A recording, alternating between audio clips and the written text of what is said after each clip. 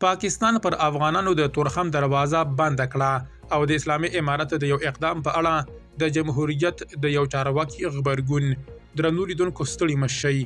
لومړی خبر په تورخم کې د اسلامي امارت کمیسر عبدالجبار حکمت تولونیوس ته ویلي پاکستانی لوري تیر شپه شاوخوا 10 بجې تورخم لار د هر راز تګ راتګ پر مخ تړلې ده.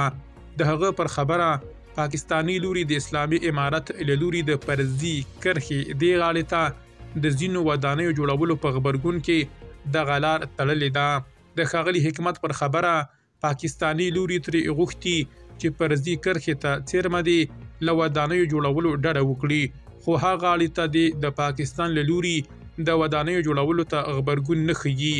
نوموړي ډیره کړې چې دا مهال سلګونه مسافر، ناروغان او باروړونکي ګاډي د دغه دروازې بیا پرانستو ته په تمه دي.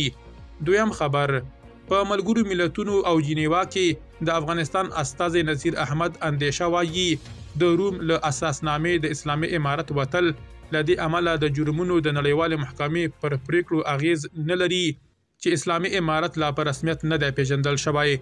هغه ډیروي افغانستان لا هم د روم د اساسنامې غړی دی او د جرمونو نړیواله محکمه د اسلامي امارت له لوري ترسره شوو پر ګډون په افغانستان کې شوي جنایتونه څیړلی شي.